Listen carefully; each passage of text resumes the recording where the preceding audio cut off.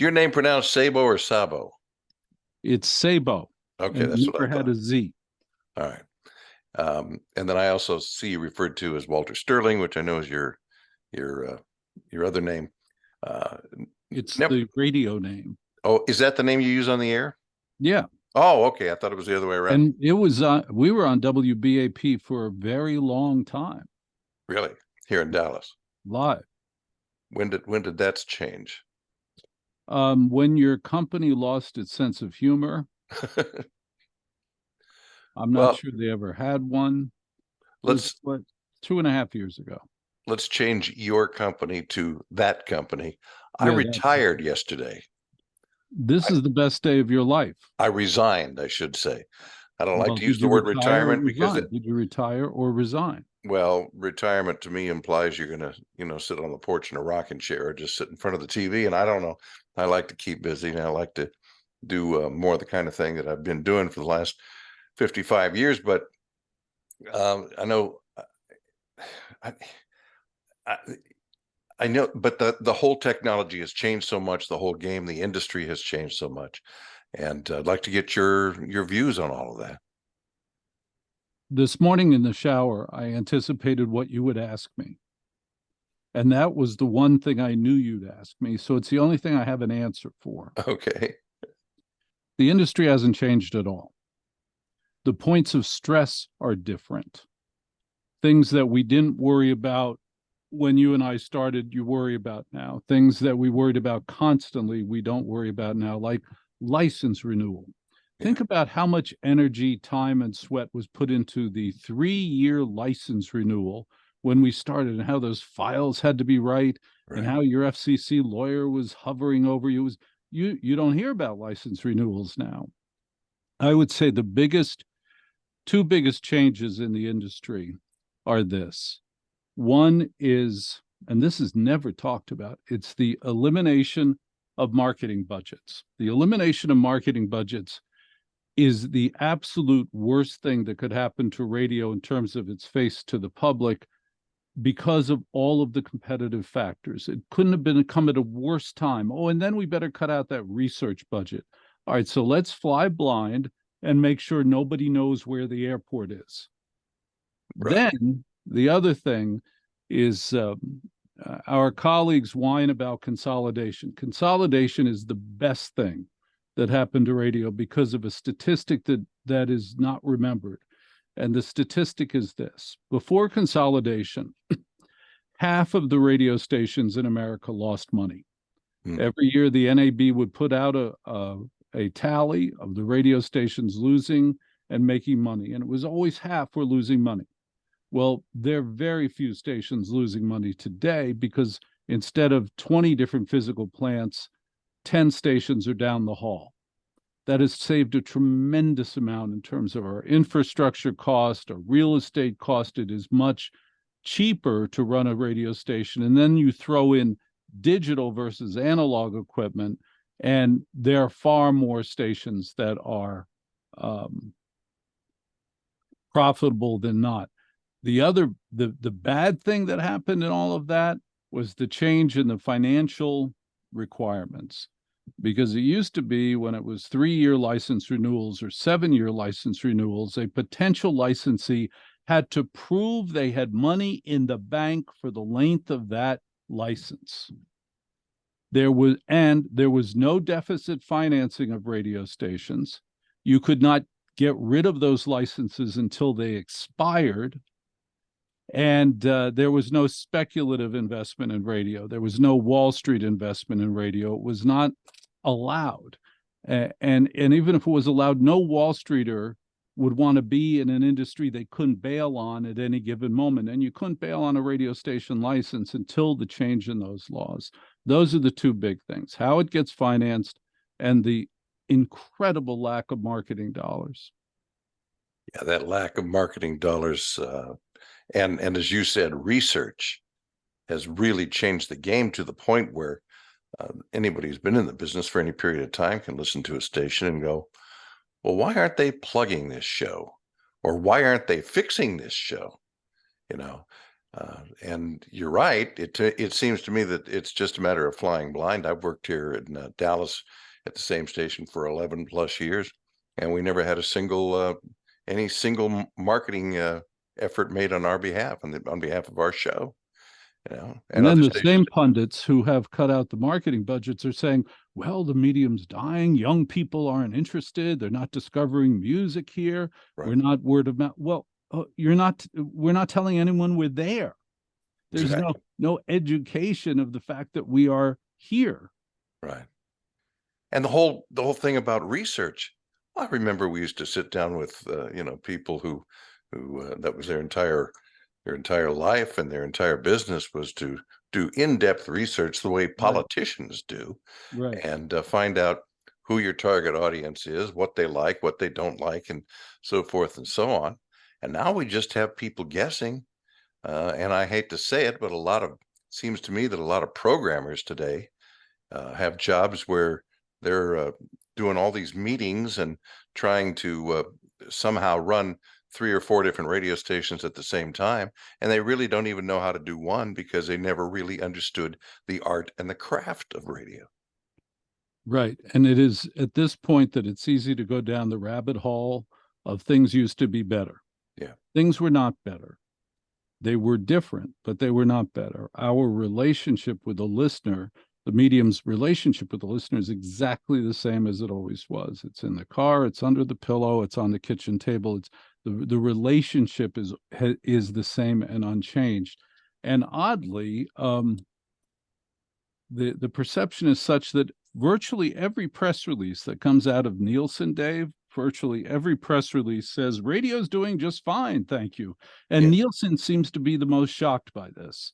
Every press release says, you won't believe how good radio's doing. Yeah, I would. It's the most elegant distribution system of any mass medium. It's elegant, it's incredible. And it's not legacy media, it's proven media. It's been around for over 100 years. Well, nothing's around for over 100 years unless it works.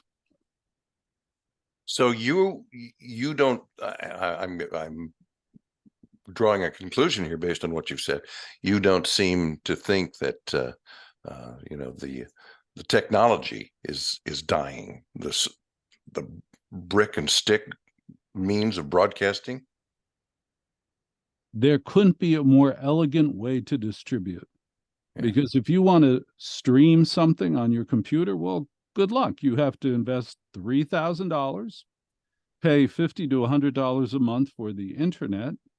And most online streaming that I know of is branded with buffering now. Right. Usually when I click on something, it says buffering now. When I turn on the radio in the car, it just works. Yeah. You are very unique in that you're essentially a programmer, but you're also on the air, still on the air, and you got a huge stick, WABC, and I'm interested in that. Why do you do it? I was blessed. I had the best suit and tie, wingtip shoe career imaginable. I had the privilege of giving advice and consulting the greatest media companies of our time, from Condé Nast to the Wall Street Journal, RKO General, ABC. I was blessed. And I did it for a long time. And then I'm sitting at lunch with Chris Olivero, the head of programming for CBS Radio 8 years ago. And we're having lunch and we're speculating on what I should do. And I looked at Chris. I said, well, you're the head of programming at CBS Radio, but Chris, you and I both know I should be the head of programming at CBS Radio. And he laughed and he knew I was right. And I said, so figure out what I should do. And he did da, da, da, da, da. He said, do you ever think of doing a talk show?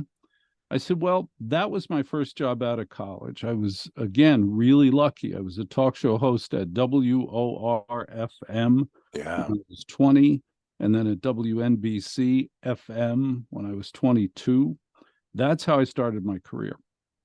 But I had a primary goal at the time, and the primary goal was to not leave New York City. And I knew the odds of me working in New York City for the next 50 years as a talk show host were zero.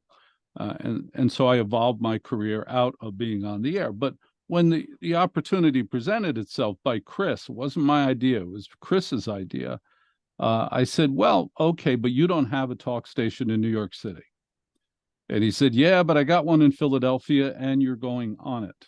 And so I've been on it for 9 years and I have the best time.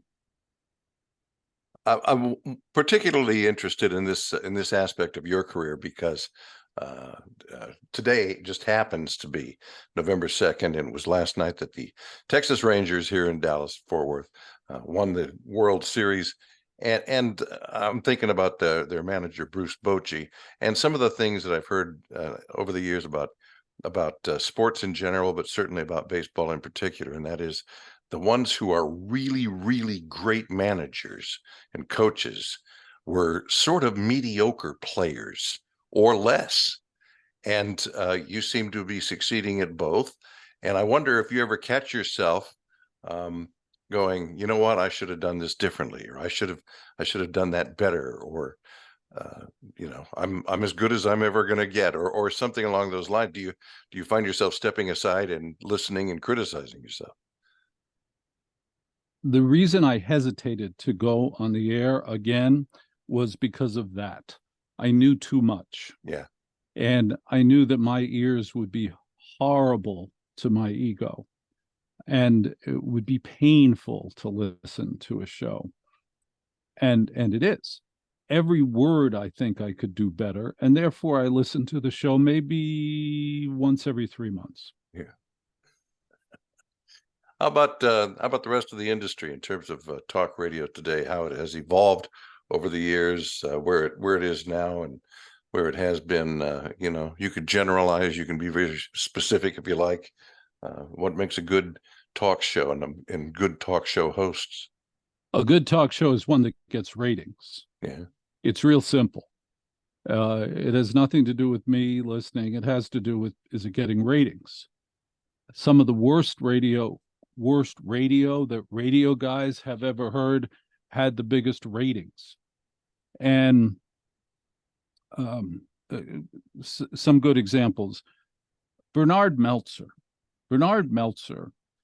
did a midday show on WOR on the weekends. He got boxcar shares. They put him on 7 days a week because he got ratings. And if you and I were to listen to it, you'd say, this is the worst thing I ever heard. And Bernard Meltzer gave love and financial advice, and he had no expertise in either. He died broke. And when he was on the air and he'd take off his headphones, the toupee would come off with it.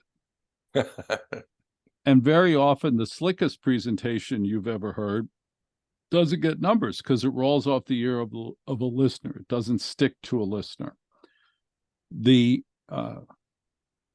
There were two talk radios. There was before satellite and after satellite.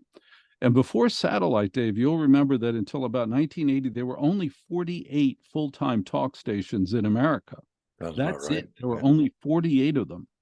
And they were hyper-local, and they got 10, 20, 30 shares because each of them put up a perfect mirror to that city.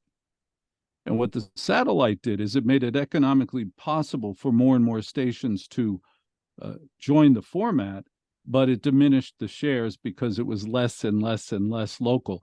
And there's no point in somebody saying, well, all of our hosts are local and we're 100% local all the time. It doesn't matter if they don't talk the talk.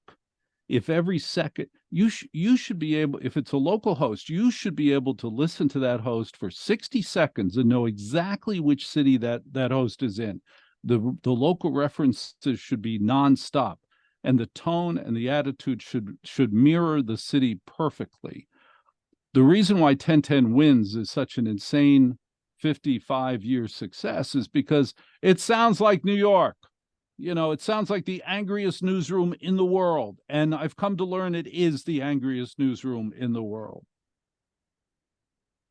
How about the new brand of, I don't know if this is unique to sports talk, but it's what I tend to listen to because I did spent so much time reading news and talking about news, current events, that I listen to a lot of sports talk. And as much as I love the subject matter, I hear very relatively little of it. What I hear is 3 or 4 guys in a room talking and joking and slapping and yucking and you know, in many cases they're ignoring the audience. As far as I'm concerned, I can tune in and listen for 10 minutes and not know what the hell they're talking about. And I do understand that I'm not their target audience. I'm a little bit beyond that in terms of age. But I'm just wondering if the nature of the craft is changing. But as you said, people haven't changed. Listeners are not changing, right? The template for sports talk stations today was created by Tom Bigby at WIP about 25 years ago. And he realized that no one wants to hear box scores. They want a sports bar. What he created on WIP was a sports bar. Mm. And he forbade them from giving stats. They weren't allowed to give stats. They were allowed to talk, unless the stats were on a cheerleader. They could talk about those. That's what he created. It was incredibly successful when Tom ran it. It's still incredibly successful. And that has been the copied model. What I don't understand about talk radio, and it's really weird, you and I are in an industry that's obsessed with copying. Like, you know, if I bring to an owner or general manager a new idea, the first question will be, who else is doing it? Where else is it being done? That's the worst question possible because it means it's going to be a copy, and a copy is never as good as the original. Why sign up for that? Well, for an industry obsessed with copying, I don't understand why it's obsessed with copying failure. Traditional talk shows where they scream at the Democrats are failing, and they have been failing for over 10 years. Meanwhile, the stations that talk about our day, about trouble with the parent-teacher conference, why won't the check engine light ever go out? How do I deal with my sister-in-law who really controls my marriage? Those conversations, like on KMBZ FM, on KFI most of the day, hopefully on my show, those conversations get much bigger ratings and much younger ratings. And why that's not copied, I don't know. But when I put on Real Radio in Orlando, and when I put on New Jersey 101.5, we never talked about politics. Why would you talk about politics? There are only 2 answers. Why would you do 24 hours a day of only 2 answers and no new information? Meanwhile, I thought the most fascinating Rush Limbaugh ever was when he talked about his cats. When he talked about what? I'm sorry? His cats. His cats. I guess I must have missed that. I listened to him for maybe a total of 1 hour of my life. Yeah, really. I worked with him, you know, for a long time. Oh, he's a wonderful guy. He was a wonderful man, and we share a manager, and I am blessed. Well, I think you maybe have just answered the question for me, but I was going to ask you, where do you think the political aspect of talk radio is headed? We're going to get more of it? Are we going to get less of it? I can't understand why anybody would sign up for failure, because all it's going to do is generate ancient demographics. Why does it generate ancient demographics? It's not because the audience is fascinated by that. It's because it eliminates anybody under 65 and attracts people who, listen carefully, who want something talking. They want the companionship of a voice in a box. That's who most AM talk stations attract. And those people are often too infirm to get up and change the station. Congratulations. What a great format you have signed up for. Meanwhile, until 1982, the 48 talk stations in America talked about their day. The host talked about their day. They talked about trouble with the trouble in the newspaper, trouble at school, trouble with the car, trouble with their spouse, trouble with getting the house clean. They talked about that. When WOR was the #1 radio station in America in billing and audience, for 50 years, the host talked about their day. You go listen to air checks of WOR from 1978. The hosts are talking about, I can't believe they're knocking on my door when we're on the air, because you see, most of those shows came from their homes. Mm-hmm. And it worked. And all the other stations like the GNs and KDKAs and WSBs, they talked about their day. The power of the mirror. There's nothing more, Dale Carnegie, talk about them.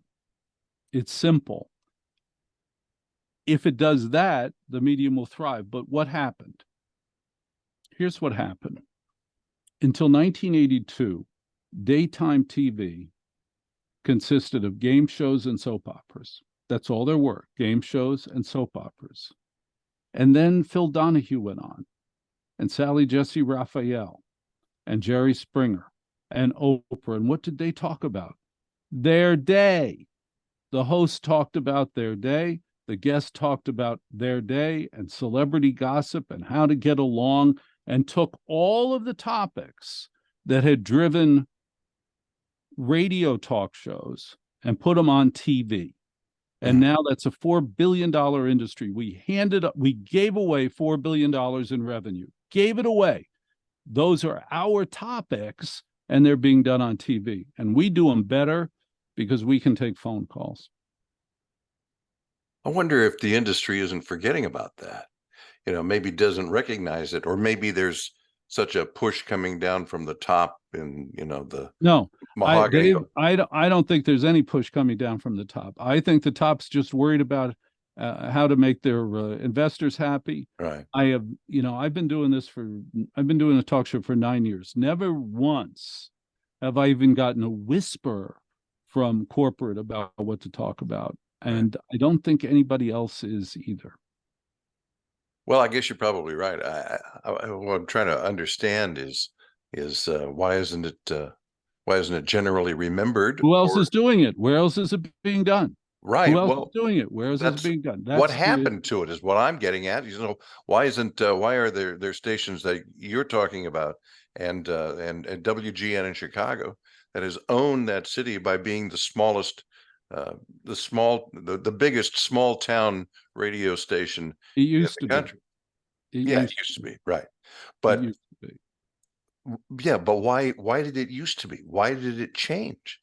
And I'm not trying to pick on WGN, but the industry as a whole. As you said, there were 48 stations talking about what's going on in the community and talking about their day. It's gone. Why is that? Because they could get free programming from the satellite, which talked about politics, could not talk about local issues, and that's how it devolved. Yeah. Well, how do you feel about the future of the industry?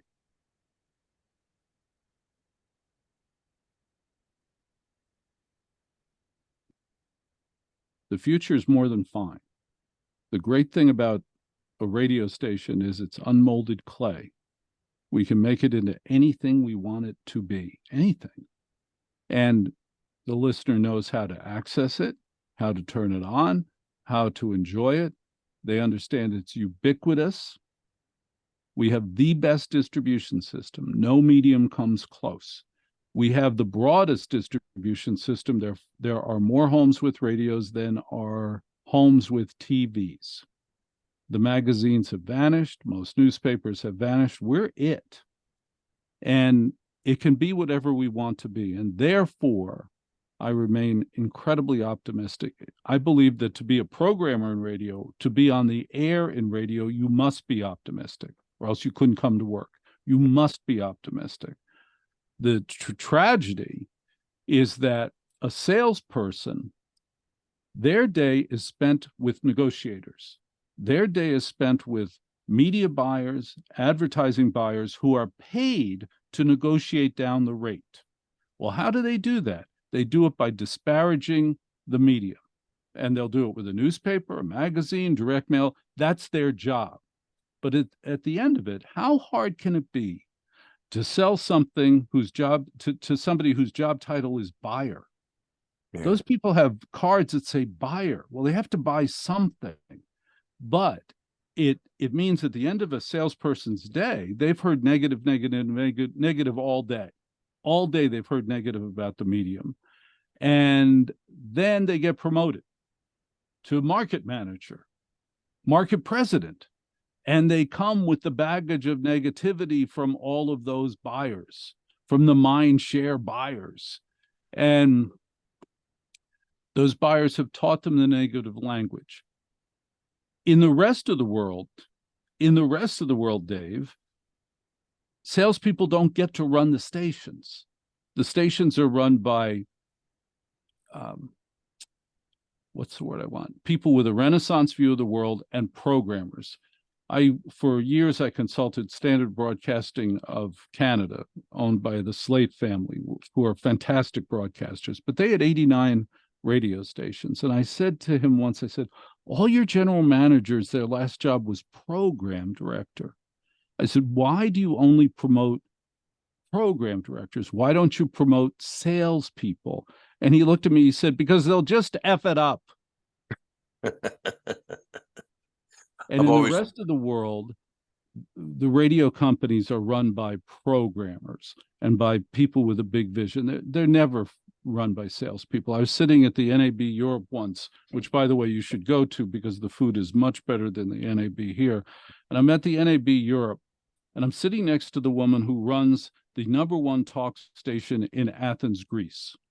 Mm-hmm. And I said to her, do you ever have problems with content and the government?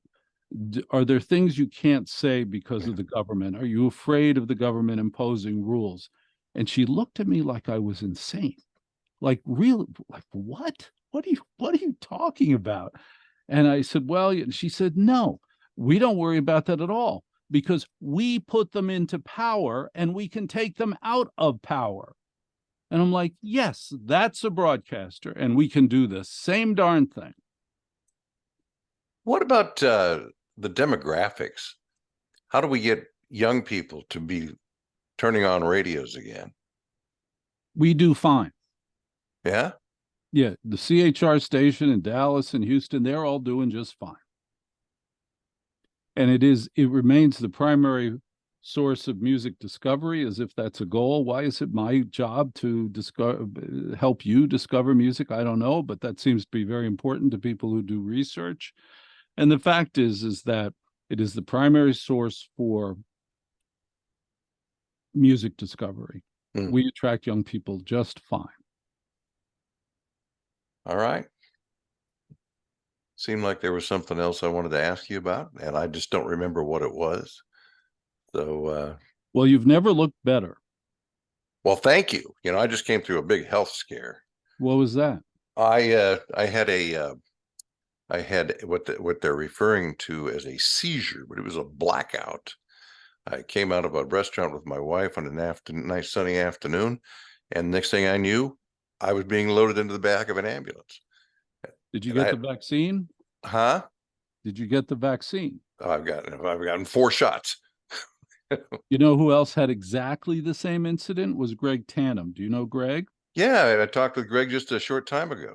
Did he tell you about that? Yeah. Exactly the same. Nothing, no foretelling, nothing after. But I hadn't had the vaccine for a year at that point. Doesn't matter. But this was the worst thing we could have done. Well, anyway, I've been cleared. They've done all the tests they possibly can. They've scanned my brain 15 different ways, and same with my heart and everything. And the cardiologist and the neurologist agree. He said, there's nothing that we can find that's anything wrong with you.